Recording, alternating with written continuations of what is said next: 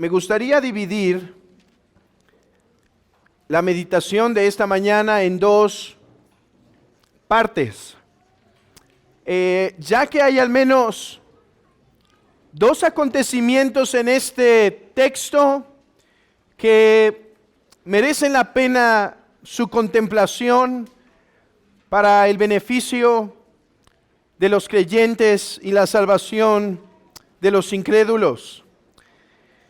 Y el primer aspecto que quisiera mencionar, lo quisiera introducir por medio de hablar de la amistad. Amistad. Hermanos, esta es una hermosa palabra. La amistad fue considerada por los antiguos como un don de Dios. Las culturas, incluso las culturas paganas, consideraban la amistad como la muestra de que alguien ha encontrado el favor de los dioses. De hecho, decían que hay varias cosas por las cuales los hombres deberían estar agradecidos: alimento, el matrimonio y los amigos. Aquellas personas con las que no tenemos ninguna obligación natural, sino que por un amor mutuo se establecen esas obligaciones. Eso es lo precioso de la amistad. Miren, niños, entre hermanos, ustedes tienen una responsabilidad de tratarse bien porque hay un vínculo en común. Hermandad, tienen un mismo padre, una misma madre. Pertenecen, están en un mismo hogar, están bajo un mismo techo. Son cuidados por su padre, son cuidados por su madre. Y se establece ese vínculo en común y por lo tanto, hermanitos, niños, aquellos que tienen otros en el hogar a quien cuidar, bueno, debemos ser bondadosos para con ellos. Pero en la amistad no hay un vínculo obligatorio. El amigo no es aquel tal cual con el que yo tengo una obligación natural. No somos de la misma sangre, no pertenecemos al mismo hogar probablemente. Pero debido a que nos amamos y nos apreciamos, deseamos hacernos bien, procurar por el bien del otro. Hermanos, la amistad es un don de Dios. Por eso dice la Escritura que el que encuentra a un amigo ha de mostrarse amigo. Y aquí yo espero que algo se produzca en tu corazón con esta breve introducción. Hermano, desea la amistad, pero no la desees diciendo: ay, y yo no tengo ningún amigo, nadie me quiere a mí, nadie me busca para que yo sea su amigo. No, esa no es la actitud correcta, más bien es: busca tú ser amigo. Busca tú ser amigo. Ese es el mandato que recibimos aquí. Bueno, esta introducción me sirve. Este concepto de la amistad me sirve para poder aclarar lo que estaba pasando entre Jonatán y David en Samuel capítulo 18. Allí estaba Jonatán y David. Probablemente se llevaban una distancia amplia de edad. Jonatán era mucho mayor. Pero dice que su corazón se había vinculado. Su corazón se había vinculado el uno con el otro. Y realmente David y Jonatán sentían un amor íntimo el uno por el otro, de tal manera que Jonatán le buscó hacer bien. ¿Cómo le buscó hacer bien? Bueno, dice que lo provee de ciertas cosas, sus armas y demás. Pero después también David va a procurar bien porque jura a Jonatán: yo prometo que a ninguno que proceda de tu casa se olvidarán de su nombre. Y por eso Mefiboset, ¿recuerdan Mefiboset? Aquel lisiado que se encontraba en una situación miserable. David le hace bien a Mefiboset porque no se había olvidado de su promesa a Jonatán. Había un amor tan íntimo entre ellos. Algunos perversos han intentado justificar actitudes pecaminosas como la homosexualidad a través de estos textos, pero la razón por la que a algunos oídos en nuestra sociedad pudiera parecer eso es simplemente, hermanos, porque no conocen la intimidad de lo que un amigo puede hacer a otro, de la cercanía que puede haber entre dos personas que realmente buscan el bien del otro.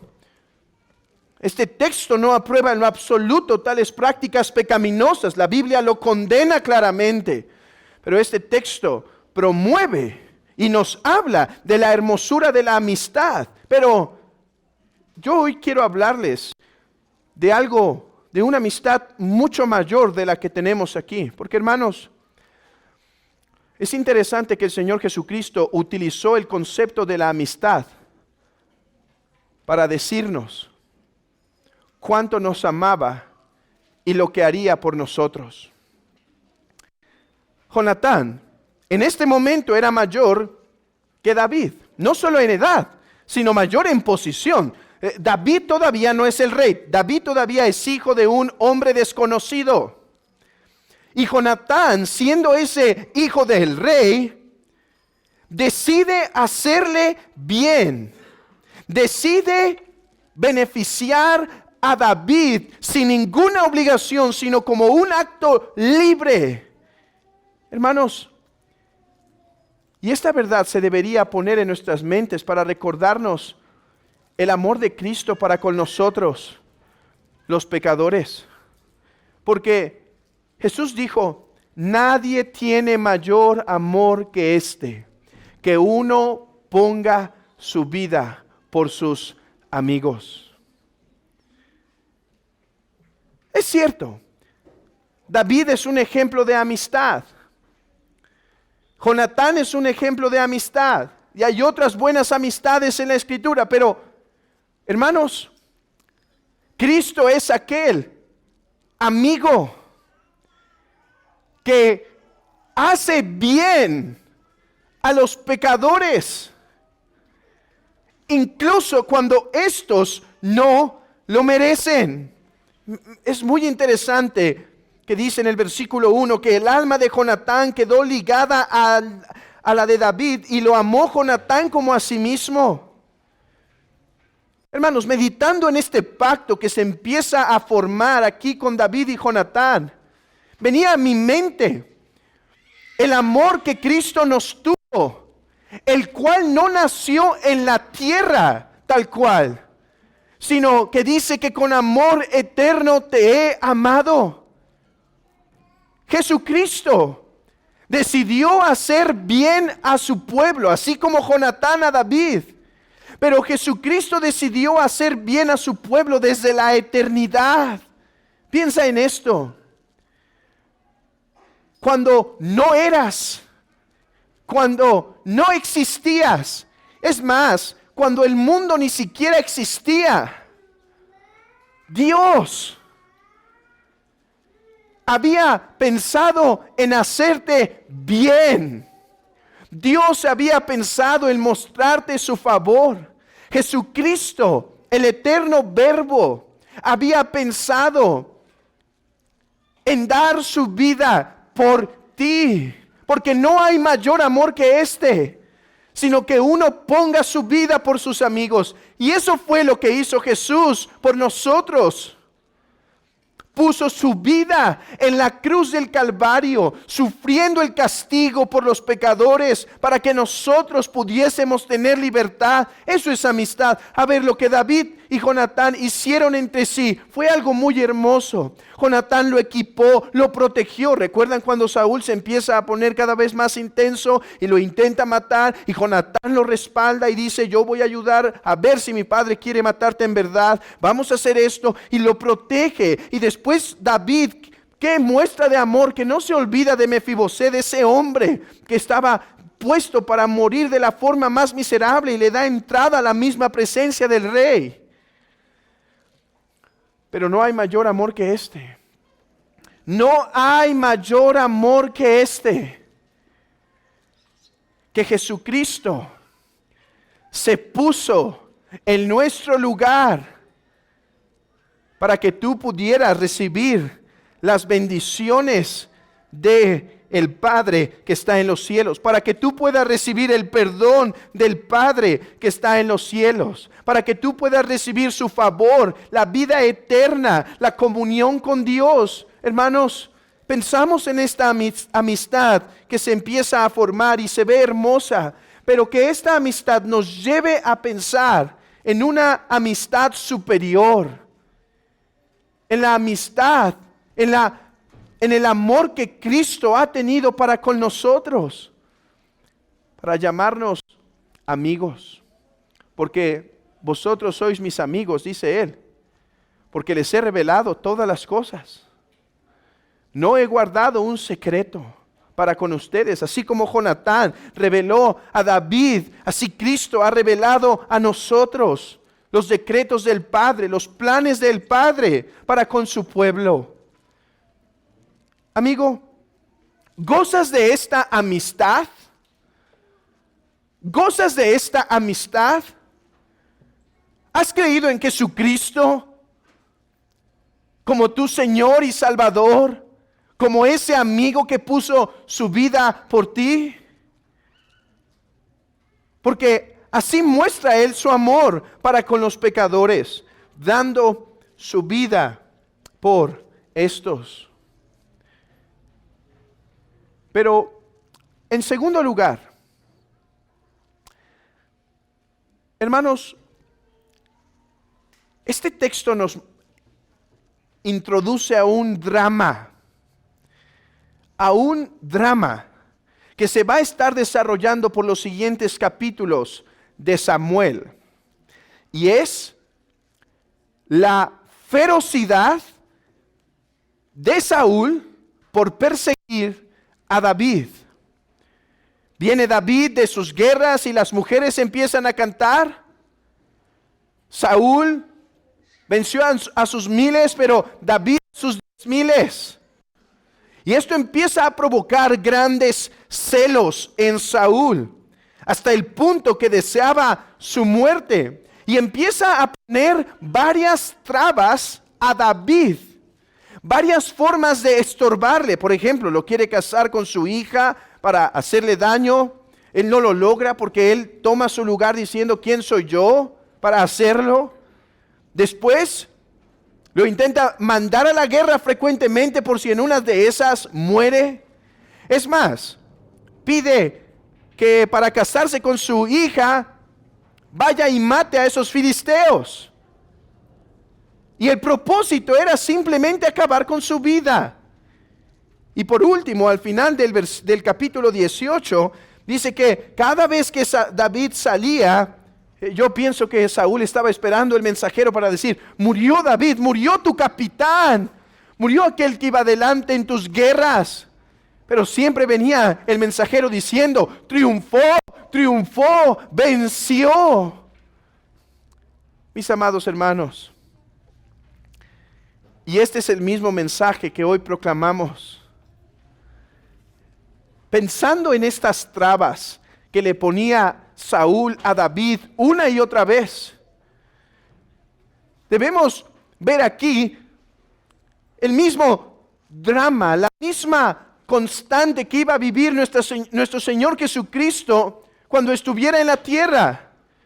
Hermanos, debemos leer los evangelios con esa emoción de contarnos esta historia donde nace el Señor Jesucristo de una virgen.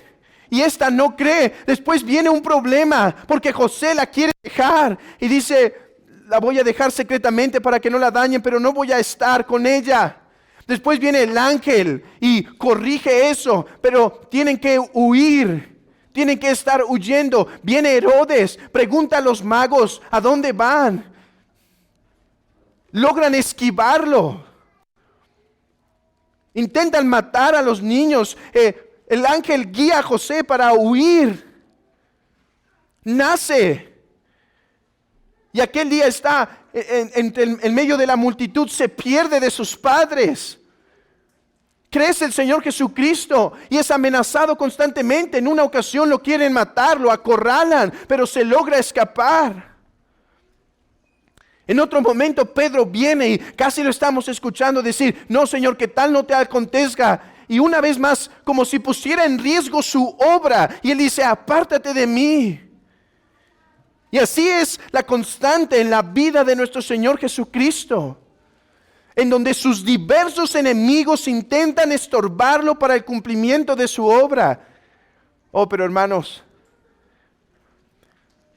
Cristo es este mejor David, que después de una y otra vez de intentar ser estorbado, de intentar ser cortado de su misión, vuelve y vuelve y vuelve a triunfar. Y hoy la predicación que anunciamos es esta: triunfó, porque la máxima expresión de su detenimiento, de destruirlo para que ya no hiciera la obra, fue su muerte, ¿no es cierto? Esa fue la forma en la que Satanás pensaba que iba a poder vencer al Hijo de Dios, llevándolo a la muerte. Pero ¡oh victoria! Que Satanás no esperaba que esa era la misma forma en la cual él iba a ser vencido. Y hoy anunciamos esto: victoria, el Rey ha triunfado. El Rey se levantó de los muertos. Nadie le pudo retener, nadie lo pudo obstaculizar. Lleno del poder del Espíritu Santo, aquel que es verdadero Dios y verdadero hombre, Jesucristo el Mesías, venció a sus enemigos y hoy trae ofrecimiento a los pecadores de su salvación. Él ha vencido. Querida iglesia, amados hermanos, que sus corazones sean movidos con estas dos verdades. Él los ha amado, hermanos. Él nos ha amado porque es aquel amigo que pone su vida por nosotros. Enternece tu corazón con esto. Pero ahora admíralo. Él ha vencido, hermano. Él es aquel que va a venir con el caballo blanco montado sobre él para decir: victoria, victoria.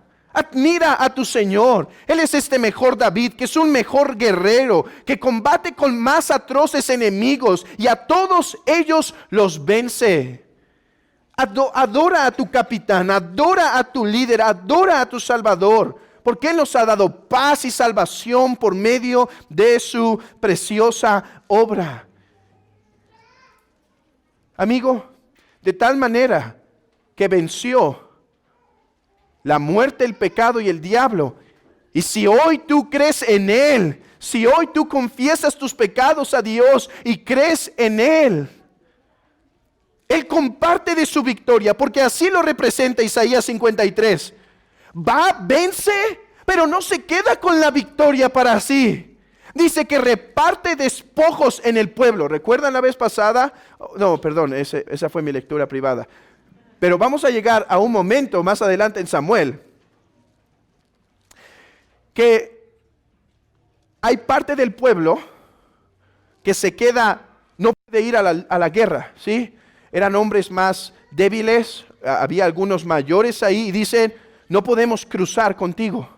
Y entonces van, vence y regresan de la victoria y algunos empiezan a decir: no, ¿por qué vamos a repartir con estos? Ellos no lucharon contra nosotros. Dice: la victoria fue para todos. Hermanos, así Cristo, amigo, así Cristo va, vence al diablo, vence al pecado, recibe la ira de Dios y ahora viene y te ofrece. Es también para ti si quieres. ¿Quieres? ¿Quieres el perdón de tus pecados? Se ofrece. Amigo, tú que nos visitas frecuentemente, tú que vienes cada semana o que es tu primera vez, mira, Él venció y viene y te dice: ¿quieres? Toma. ¿Quieres? Cree. ¿Quieres el perdón? Aquí está, se te ofrece a ti. Si quieres, puedes, ven y goza de la salvación y del perdón y de la victoria que ha obtenido Cristo. Oh iglesia, adora a tu capitán, adora a este sargento de la salvación que ha venido a darnos el perdón de los pecados. Pero una cosa más, amada iglesia.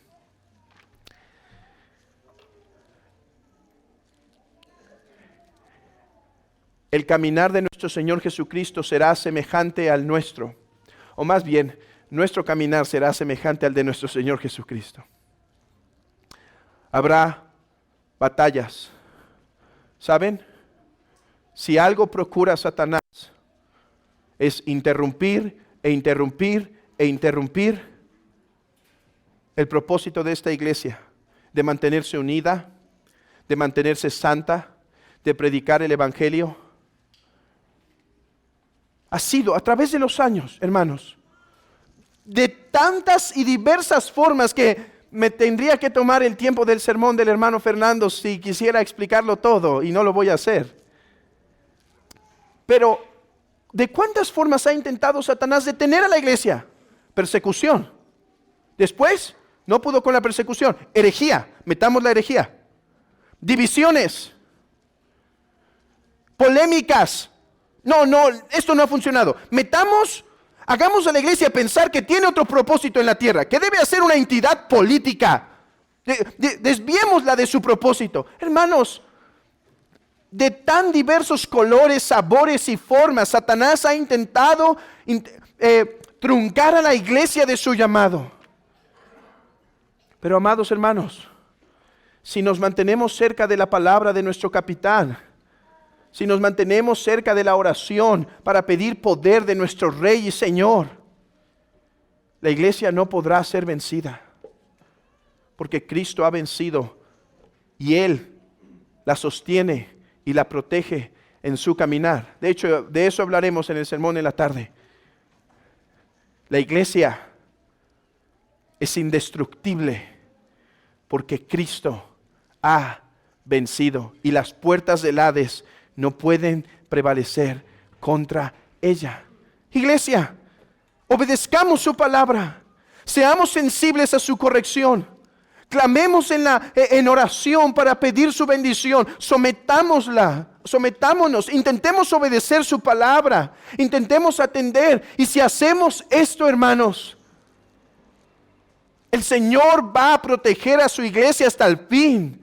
No nos apartemos ni a diestra ni a siniestra. Mantengámonos en su voluntad. Y aunque vengan enemigos por este lado, olas por el otro, quizá por el frente ataques, quizá por atrás calumnias, la iglesia se va a guardar si ésta decide caminar al centro. Porque David pudo haber sido tentado en este tiempo a resolver las cosas con sus propias manos y a vencer a su enemigo con su poder. Pecar contra el Señor de alguna forma, intentar solucionarlo con sus propias manos. Guardémonos de eso. Y el Señor va a dar la victoria. Y hermano, esto te da una aplicación incluso para tu corazón. Tienes luchas, enemigos, están vencidos. Mantente en su voluntad. No seas tentado a pecar contra Él para solucionar tu problema. Mantente en su voluntad, en su palabra. Obedécela, búscalo, ora, y Él va a dar la victoria. Y Él va a dar la salida a su pueblo. Someteos pues bajo la poderosa mano de Dios. Y Él, hermano, los va a librar. Nos va a librar. El Señor ha vencido y su iglesia vencerá con Él, triunfante. Se suele distinguir, y con esto acabo, se suele distinguir entre la iglesia triunfante y la iglesia militante, ¿sí? Me gusta esta definición, pero a veces el problema es que se malentiende. A veces se piensa que la iglesia triunfante es la iglesia que ya llegó al cielo y ya pasó. Y la iglesia militante somos nosotros. Y en un sentido es verdad, ellos ya no están luchando. Pero hermanos, esta iglesia es tan triunfante como la iglesia que ahora está en los cielos, porque la victoria ya ha sido ganada por su pueblo, por nuestro Señor Jesucristo para su pueblo. La victoria ya está ganada, hermano. Peleamos una victoria ganada. Todavía hay que luchar, todavía hay que batallar, todavía hay que buscar no apartarnos ni a derecha ni a izquierda, y Él va a vencer a nuestros enemigos. Pero la victoria está ganada, mis hermanos. Sometámonos a su palabra, creamos su palabra, no nos desviemos de ella, y mi hermano, serás guardado hasta el final. Oh, que Dios quiera guardar esta iglesia. Ya no solo hablo de la iglesia universal, porque esa nunca perecerá. Hablo de esta. Quiera Dios guardarnos como esta iglesia local, para que esté levantada hasta el día de su venida. 30 años, un año, 100, no sé, pero que haya una iglesia bautista reformada de Guadalajara, venciendo de triunfo en triunfo, de victoria en victoria, a la luz de la victoria que Cristo ha hecho por su pueblo. Iglesia, cobra ánimo, toma aliento. Hay uno que va adelante con el estandarte que dice victoria. Vive a la luz de eso, querido pueblo de Dios. Que Dios obre con su palabra y en sus corazones, alentándolos, mis amados hermanos.